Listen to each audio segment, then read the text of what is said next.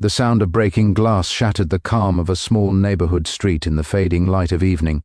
The old woman, Mrs. Helen Morris, stumbled backward, her frail body collapsing onto the cold concrete as a man's voice thundered, "You should have minded your business, old lady." Helen, a 72-year-old widow who lived alone, had simply tried to stop a neighbor from yelling at his wife, but the man, Roy, known for his temper and drinking, didn't take kindly to anyone interfering.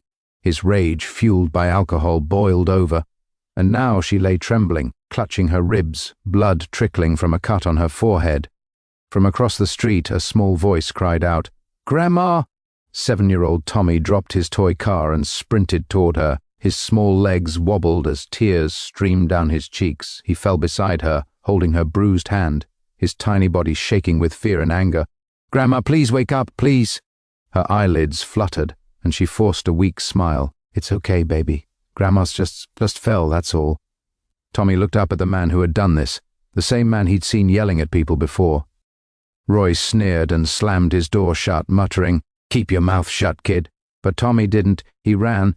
His little sneakers slapped the pavement as he raced down the alley, sobbing uncontrollably, searching for someone, anyone, who could help. At the edge of town, just past the row of small houses, there was an old roadside diner where a group of bikers often parked their roaring Harleys. They were known as the Iron Hearts, rough-looking men with tattoos, leather jackets, and a reputation that made most people cross the street to avoid them. But Tommy wasn't afraid. His grandma once told him, "Never judge a man by his jacket, judge him by his heart." Tommy ran right up to them, out of breath, tears still streaming. The men turned, surprised. Their leader, a tall man with silver hair and a calm, deep voice named Duke, knelt down to the boy's level. "Hey, little man, what's wrong?" Tommy sniffled and pointed back toward the street. He hit my grandma. He hit her and told me to. Shut up." The bikers exchanged looks, hard, silent looks that spoke volumes. Duke's jaw clenched. Another biker, Tank, muttered, "He what?" Tommy's lips trembled. "Please. She's hurt. She didn't do anything. Please help my grandma." Duke's voice was low, steady, and dangerous. "Where is she, kid?" Tommy grabbed his hand and led the way, his small fingers gripping the massive gloved one. The rumble of Harley engines broke the silence of the night as the gang followed. 6 bikes, chrome glinting under the dim streetlights.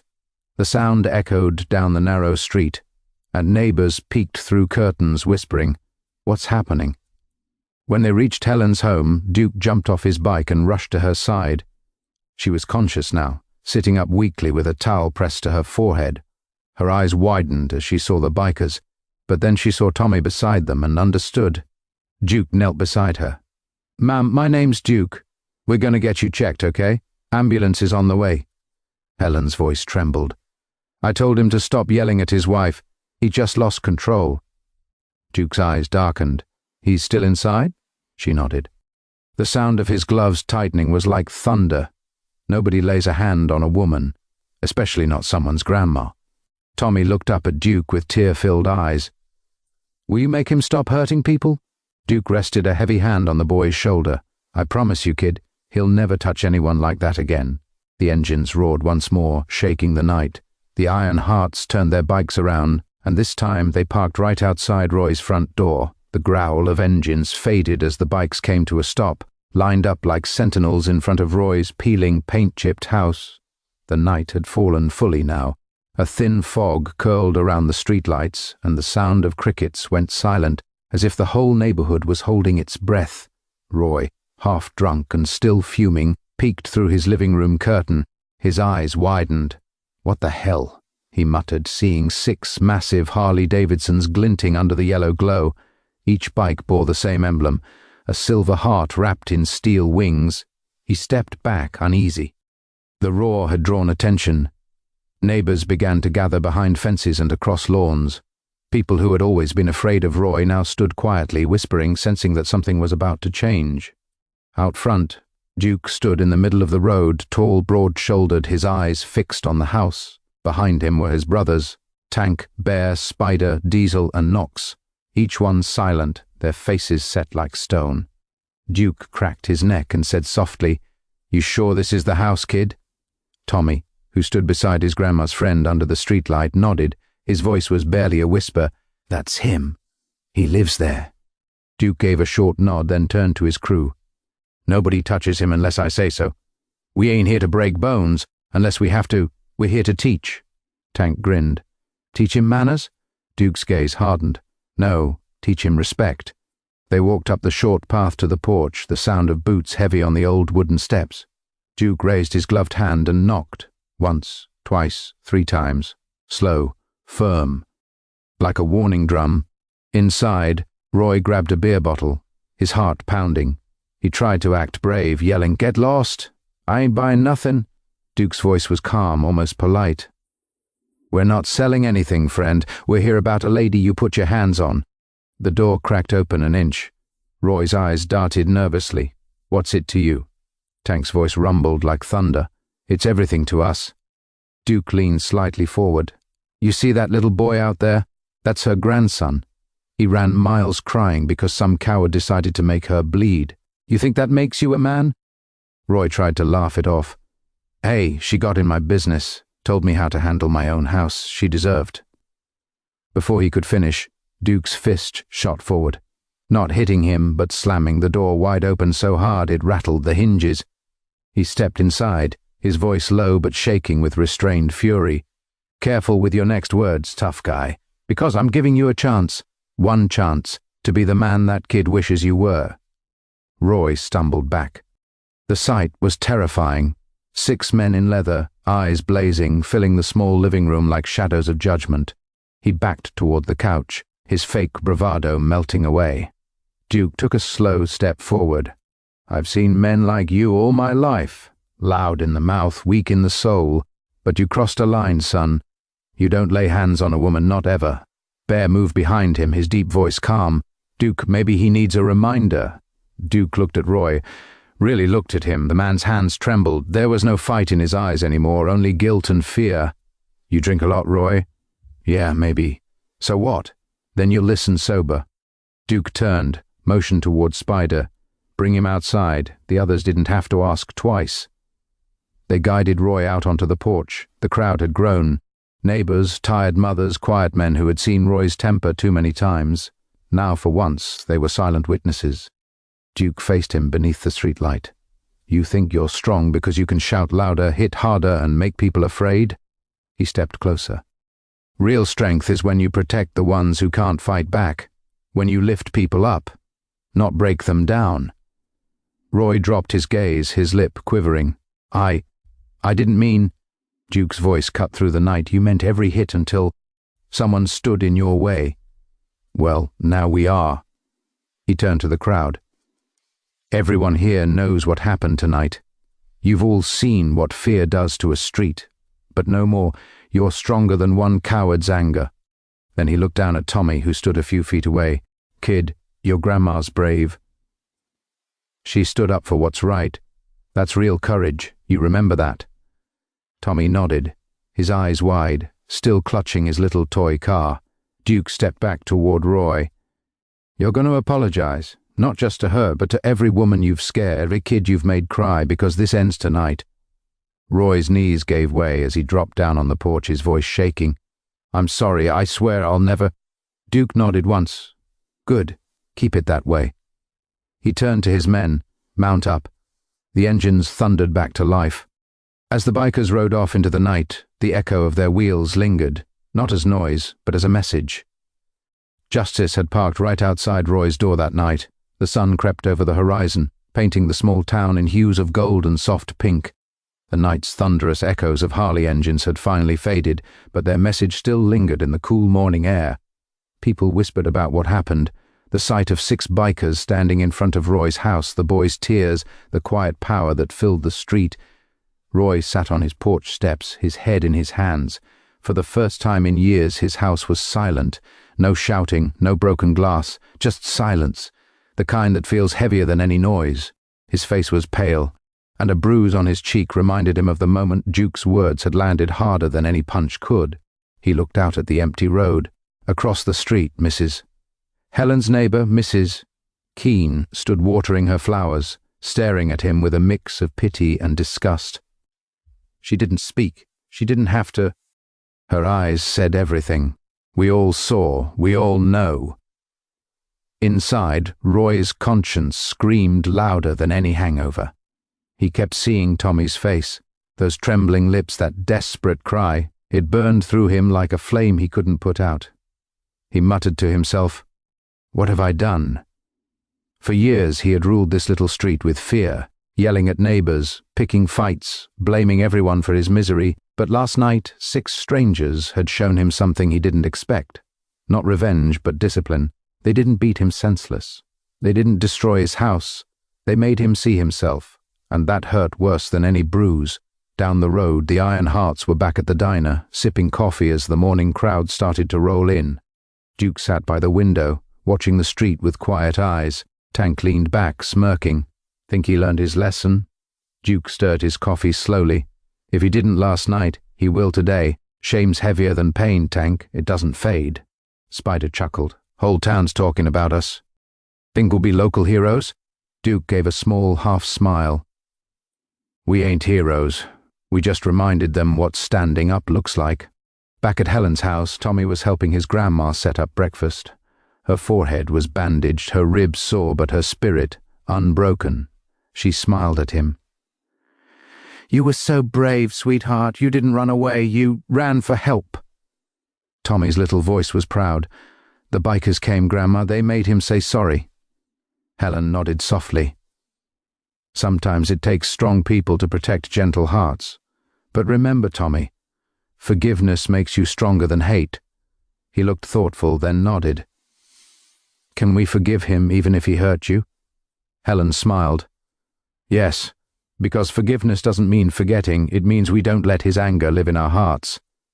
A knock came at the door.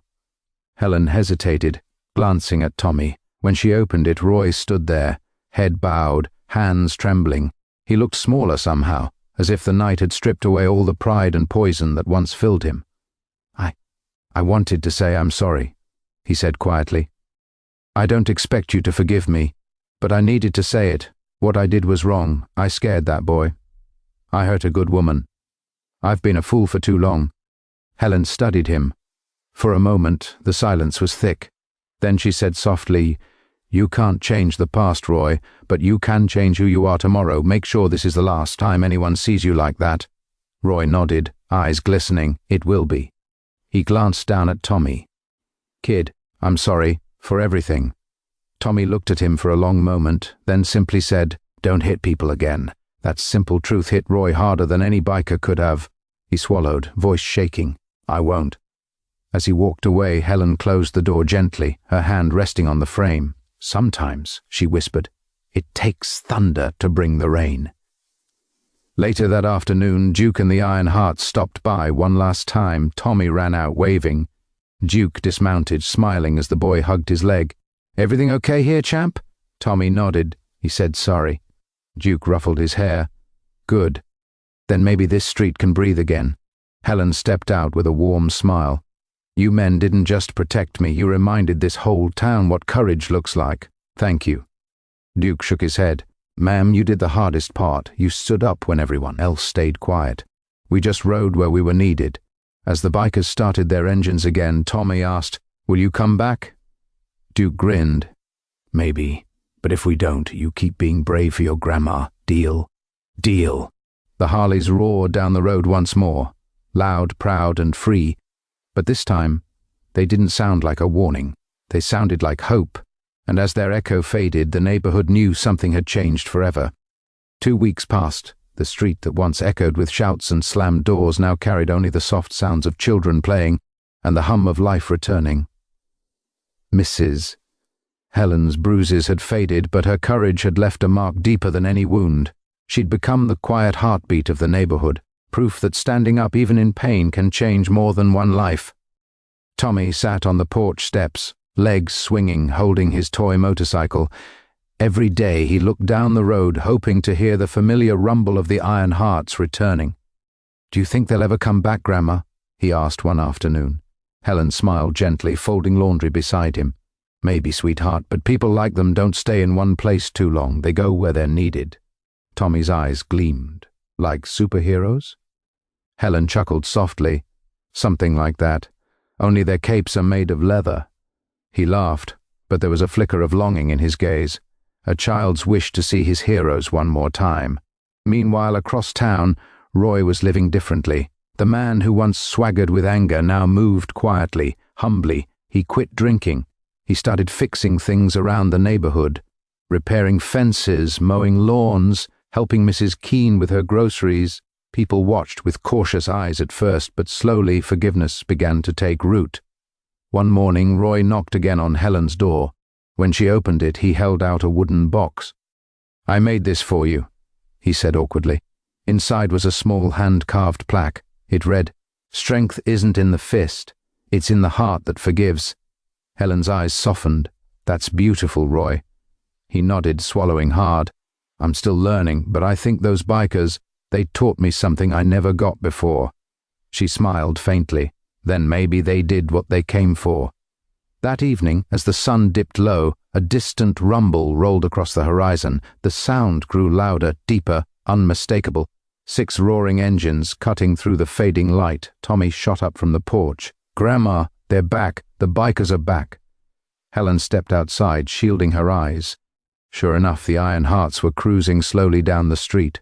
Leather vests glinting, their emblem catching the last gold of sunset. They parked right in front of Helen's house once again. But this time the mood was different. There was no tension, no fear, only warmth. Duke dismounted first, smiling as Tommy ran straight into his arms. "Well, look who's getting taller," he laughed, spinning the boy around. Helen smiled. "Didn't expect to see you again so soon." Duke shrugged, grinning. "We heard this neighborhood's got a new reputation. Peaceful, friendly. Thought we'd check if the rumors were true." Tank chuckled. "Also, your grandson's letter might have had something to do with it." Tommy blinked. "You got my letter?"